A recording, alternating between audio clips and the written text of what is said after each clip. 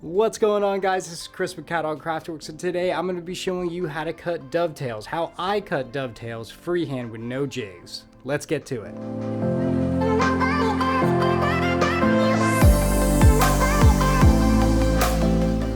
I by no means am a dovetail expert or a hand-cut dovetail expert by any stretch of that definition. However, I do cut a fair amount of them. As you can see here, I've got a box with some proud dovetails. I've also done a couple other videos on the channel that do incorporate dovetails as well.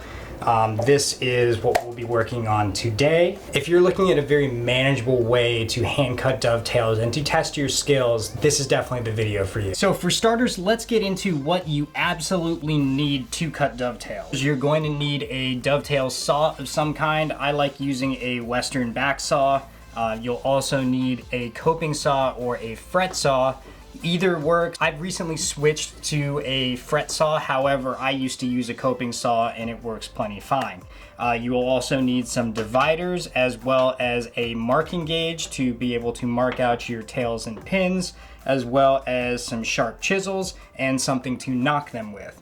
Also, a combination square is something that's pretty necessary, and a marking knife as well to be able to establish where your saw curve needs to be. Optional items are a low angle jack plane and also a low angle block plane, a dovetail marker, as well as blue tape for the blue tape method, and a file to file pins or tails that are a little bit unruly. It's not necessarily vital to have two sets of dividers. However, for the purpose of marking out your half pins as well as your full tails, it is nice to have two, just so that way you're not fiddling around between both when it comes to layout. The differences between a fret and a coping saw, you're really looking at the thickness of the blade. The fret saw allows you to get that much closer to your baseline, and therefore you're not chopping out as much waste with your chisels.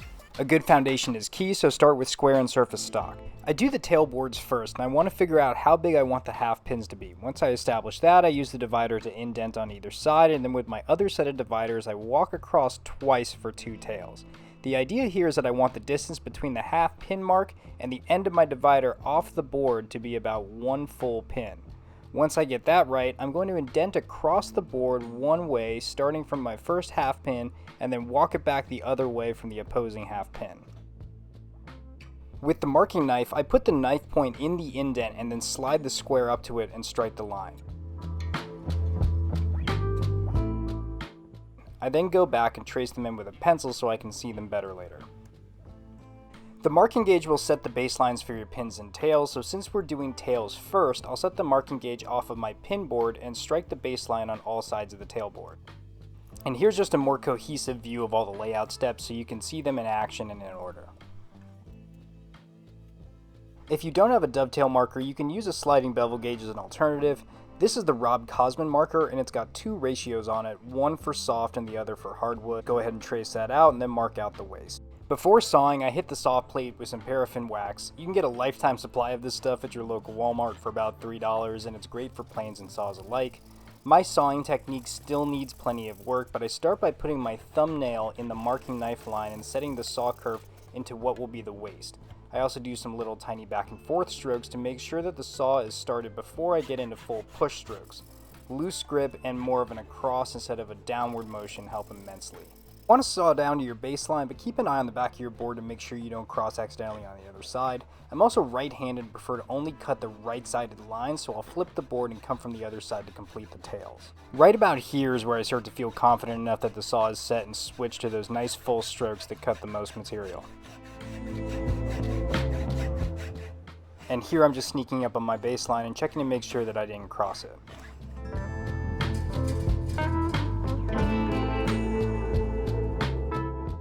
I don't remember where I learned this little trick, but I shimmy off my baseline and then chop down to create a kerf track to saw out for the half pins. This allows me to rest the saw right into the void, which inevitably makes it easier to saw out the waist from the half pins.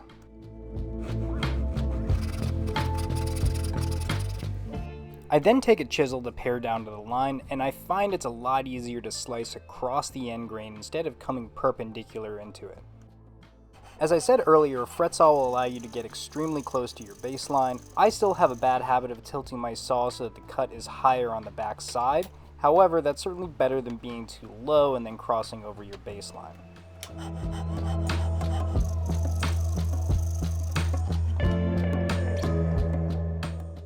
Then start chiseling out your waist. Again, sneak up on your baseline, go halfway down, and then flip your board. I also chop a bit of a V, which I'll explain a little bit more when we get into pins. I clean up all my tails with the chisel just to get rid of some of the saw marks and make everything look a little smoother and prettier before transferring over to the pin board. Then I mark the pin board off the thickness of the tail board. However, I'm only striking lines on the faces of the pin board, not the whole way around. I then go ahead and tape off the ends of the pin board before transferring the layout of the tails onto the pin board. I use my shooting board as a layout board, and that helps keep everything stable when marking. Once the lines are cut, I'll peel out the waist area so that the blue clearly delineates what I'm keeping and what's my waist. Then it's back to sawing. These lines go straight down, so sawing plumb is key, and as I'll explain later, I'm not the best at sawing plumb. If you are going to get stray, just don't cross your layout lines into your pin, drift into your waist area instead. Also, if you're worried about this shaky as hell bench, not to worry, this will be getting replaced in a couple of videos. After the fret saw, it's chopping out the remaining waste, much like you did on the tails. I like to start on the narrow side of the pin first with a chisel close to the width of the socket. Then when I flip it, I'll angle the chisel to try to avoid bruising my pins. I want to take a minute to talk about some things that I think might be extremely helpful for new folks to dovetails. So you can see here that these are not exactly dead flush. This is like a little bit of a V-cut. This is actually called undercutting your pins, or undercutting your pin sockets. You can also see it a little more pronounced here. There's a little bit of a valley. And the reason behind that is because the glue surface that you're really trying to develop here is on your actual pins. The end grain is not going to be a strong glue joint for you. So really the entire strength of your dovetail comes primarily from edge to edge glue surface. Here you might be able to see that I'm extremely bad at sawing plumb. I probably saw my pins about as well as a blind dentist that is doing a root canal. What I'm going to have to do here, you can see where my layout lines are. I'm going to have to pare and file these down, and I'm going to show you guys a couple tricks for that. On these pins, you can pretty much see that the high side is almost exclusively on this side of the board. So what I'm going to do is I'm going to take a chisel and anchor it on the inside here, and then rotate out to have a reference surface to be able to operate on to really primarily take out the high side here. I'm really just going to be trying to rotate and shear out little curls going this way. One thing to note here is that I should probably be taking a lighter pass here with the chisel. I was really living dangerously with my layout lines for the pins, and the last thing you want to do is cross those on your pins, because that's how you end up with gaps to fill. And just a little filing. So now the ultimate moment of truth when we see if we give this a little fit.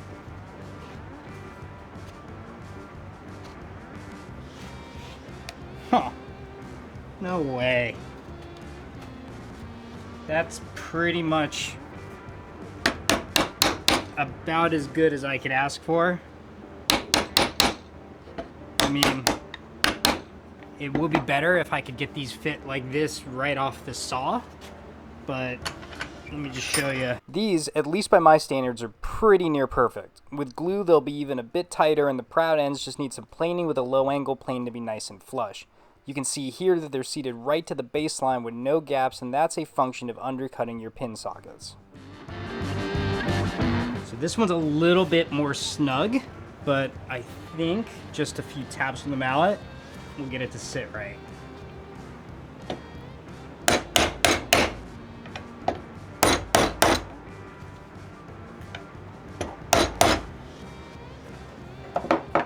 There we go.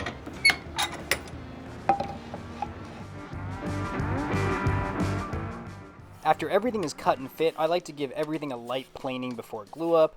Don't go too heavy here, and make sure to keep everything flat and square. I'm using a 50-degree iron for the rosewood, which is prone to tear out, and that also works plenty fine on the mahogany. But to glue everything up, I'm really not going to use too much glue. I'm just trying to get all the sides and I've got everything already labeled as far as each corner. Pins are going to get probably the most amount of glue just because they're going to be socketed in with the tails.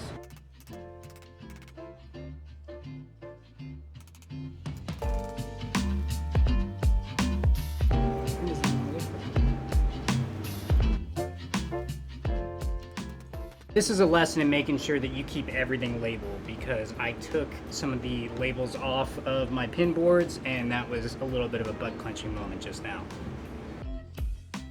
Low angle block plane to flush up the proud pins and tails, and then a bit of collected sawdust over the top of some glue rubbed into the gaps to fill everything in nicely. Alright, so let's just do a quick tour of the box so far. This is just the outside casing of it. I'm going to do a bottom that is going to be actually doweled in from the side with some homemade dowels. But overall, the joints themselves came out really great. They're super tight.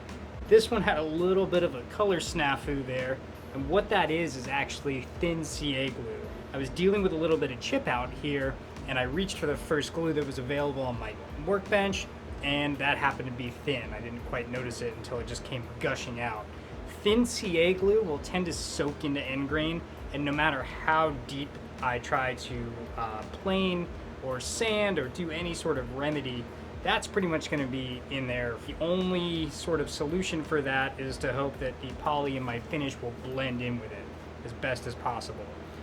With that being said, some of these little tiny gaps like here, all I did was plane against the end grain in this direction to get a little bit of tear out, and then that'll just fill in with glue. But just a very, very light sanding with probably some 320 or 400, and that should take care of really any of the little lumps and bumps that are still on there. I wanted to get down and dirty on some of the flaws on these dovetails. So here you can see the line is a little bit on the squirrely side. That's primarily filled in with some wood glue and sawdust. You can see just very subtle in these gaps here. And as I had described earlier, this one right here was actually the #1 offender. The idea was to take my block plane and go across the end grain. That way the end grain here would chip into the gap and essentially bridge that gap, which would then be filled in with some glue. Perfectly fine. Only to the most discerning eye is that going to be a really vital flaw. I was actually struggling to find it. I had to flip the box a few times to be able to locate where that particular corner was. You may remember I was talking about that CA glue issue. You can just see here a little bit of that discoloration still. The poly did help a great deal, and once again, this is one of those things where if you're not really looking for it and you don't have that extremely discerning eye, you'll never notice that there's even a slight coloration difference.